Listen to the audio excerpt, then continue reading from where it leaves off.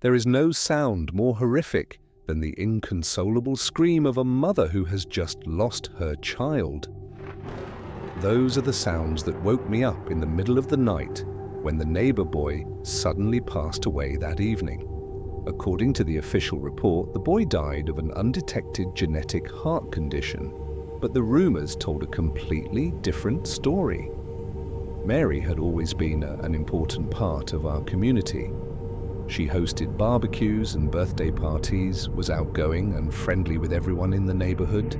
She was a single mother working to raise a young son. Ulrich was a very active, energetic, and intelligent boy. We all thought that when he grew up, he would become a good and successful man. And the boy also loved attention. Needless to say, his passing left us all grieving. But no one could ever understand Mary's pain. She increasingly isolated herself from the community, hiding in her house. I don't think she ever went back to work until the day she disappeared. I only had the chance to speak with her once before she went missing. That day, she decided to tell me what happened on the night her son died. It was one of the rare occasions she let Ulrich stay up past his bedtime so he could finish watching a movie. She was buried in work papers, so she let her son have a few moments of peace, making him feel a bit more grown up. He was watching one of the old parts of the Terminator film series. Ulrich was not old enough to watch the film, but she didn't care much and pretended not to notice. It went on like that until midnight. She dozed off, still sitting on the chair. A scream from the living room woke her up. Ulrich was calling his mother. She immediately ran to her son. "Mum," the boy called. "What is it? What's wrong?" Mary replied while still in shock. On her way to her son, she grabbed the only thing that could be used as a weapon, which turned out to be her son's baseball bat. "There's a man on TV," the boy said, timidly. The movie had ended, but instead of commercials or the next movie, there was only static covering the whole screen. "A man?" she asked. "Yes, and he wants to hurt me," Ulrich cried. Mary looked at the TV screen and saw nothing but white static. She started lowering her weapon and realized that perhaps Ulrich's state was just a nightmare. She knew that letting him watch the film when he wasn't old enough was a mistake. "It's just a bad dream, Ulrich," she said gently and held her son tight. "No, he was really on the TV screen," Ulrich cried out. "He's a bad man."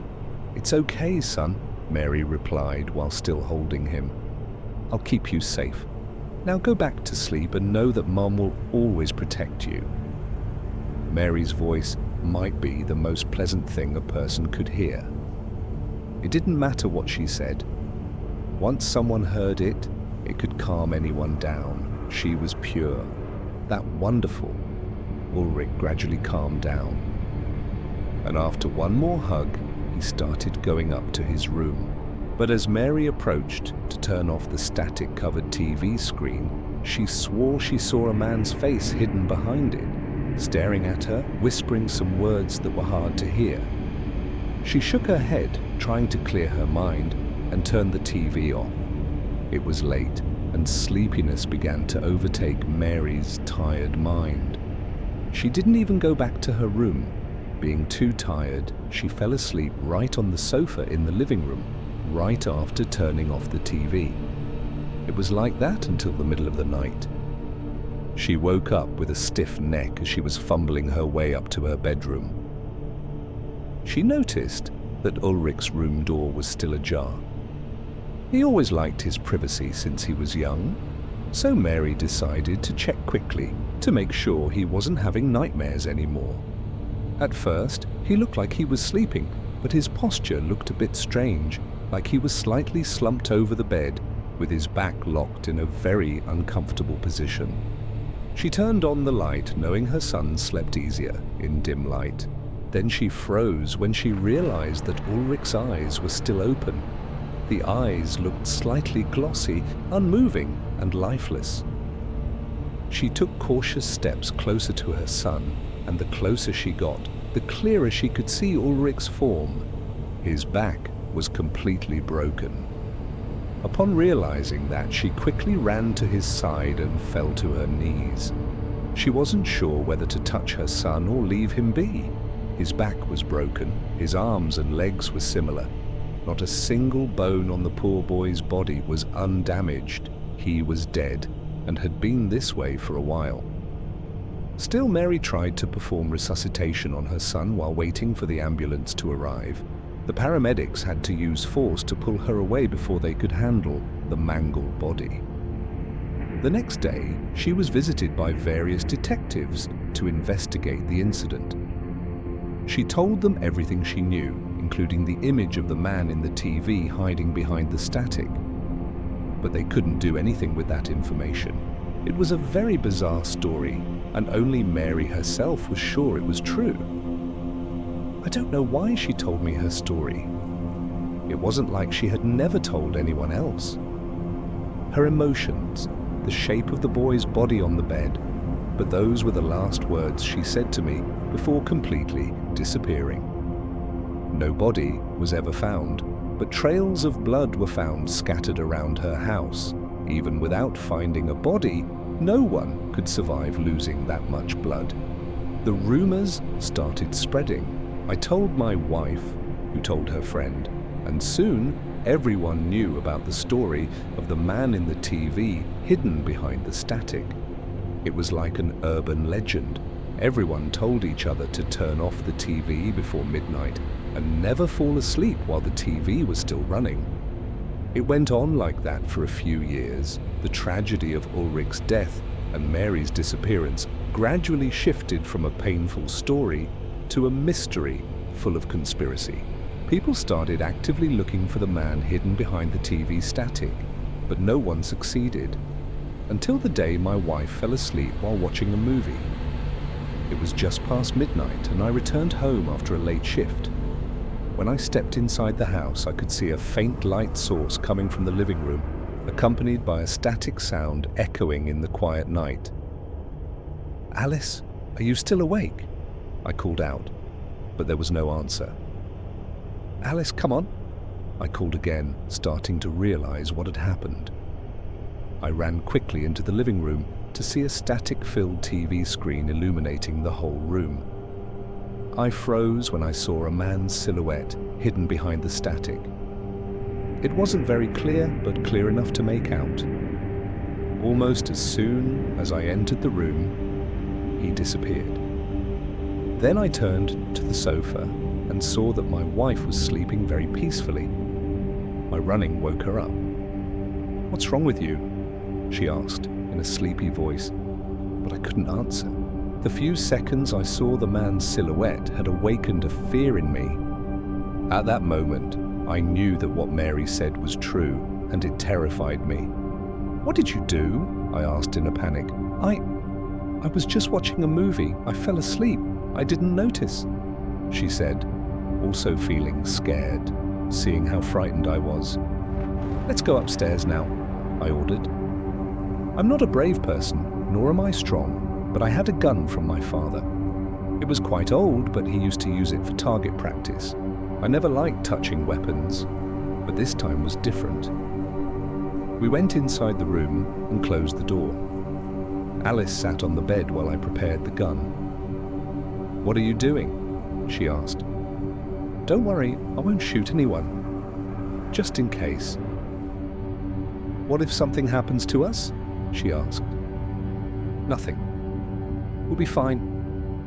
I lied. Honestly, I never told her the details of Ulrich's death.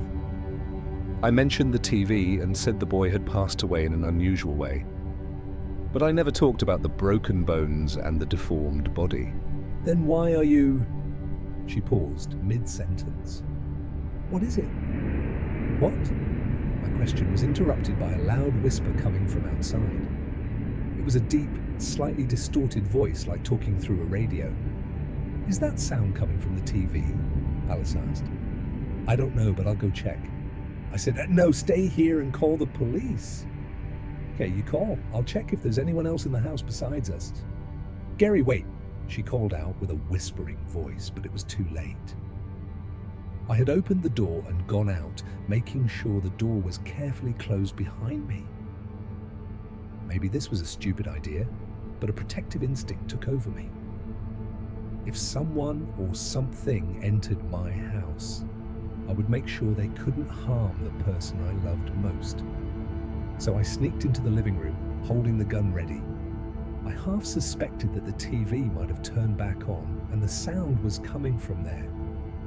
That thought surprised me as I entered the living room and found it completely dark. Everything was turned off. The sound started again. It was coming from the basement. It was only now I remembered that we had an old TV from my father's time stored in the basement, but it wasn't plugged in and hadn't worked for decades. By now it was nothing more than an antique to keep memories. Even so, if I had to destroy it for the voice to disappear, I would accept it. I went inside and the voice got louder. I still couldn't make out any meaning behind the static sound. Step by step, I started going down the dark stairs, entering the black hole that used to be my basement. There were no lights down here. The electricity down here had been broken since a summer flood and was still waiting to be fixed. So I had to use the faint light from my mobile phone to guide me. My other hand held the weapon high. "If anyone is down here, you better show yourself," I yelled, secretly hoping the police would arrive before I ran into anyone. But there was no reply, so I decided to continue down and saw a faint white light source wavering below. I immediately recognized it as the light from TV static, which meant the ancient TV had somehow managed to turn itself on without electricity. I quickly moved closer and pointed the gun towards the source of the light, only to see an image made of TV static. In the center of the screen, I could see a man staring at me. This time, I could see him more clearly, with a scar across his face and long, sprawling limbs, so long they extended beyond the edge of the screen. He began to whisper, just as indistinct as before. Only one word I could hear: sacrifice. Then I heard a siren and was distracted for a second. But that 1 second was all it took. The room fell into darkness again, and the police had arrived. I ran upstairs and saw not just one or two, but a dozen police cars pouring into our neighborhood. The police officers began to split up and rush into different houses in the neighborhood. Two came up to me. "Mr. Lawson?" one asked. I nodded. "We received a call from your wife. We believe she is in danger." "Yes, but she's in the room now and the door is locked." "She'll be fine," I explained. "Would you mind if we check?" We went up to the room together. The door was locked from the inside. The officers started knocking on the door, calling my wife to open it, but there was no response. "Honey, Alice, please open the door for me," I called in. At that moment, the police officers realized that something was wrong. They exchanged a nod before preparing to break down the door. It shattered in an instant and the officers flooded in. They quickly stopped after they found my wife. She was lying on the bed with her mouth wide open. It looked like her jaw had been dislocated and her neck was broken in multiple places. She had the same look Mary described when she found Ulrich, lifeless and beyond help. The police officers didn't even try to perform resuscitation on her. It was too late. I felt like my heart was broken. But this evening wasn't over yet. I overheard the whispered conversations of about 20 other police officers. Every one of them reported finding many other dead bodies in the neighborhood. All were broken-boned and mutated. The testimonies of their relatives all involved TV static and the whispers coming from it. That night, 15 people died in their homes. All recorded the presence of a man hidden behind the static. But each family only lost one person. I realized how big a mistake I had made when I decided to go looking for the intruder in my house, when it was nothing more than a distraction to lure me away from my wife, to leave her alone, a trap to kill her. I planned to end my own life, but I needed answers. I needed to know why my wife died, and who that man was. My only clue now was Mary. Even though her blood was found around the house, her body was never found. A difference from the other killings. Maybe she was still alive and maybe she had the answers I was looking for.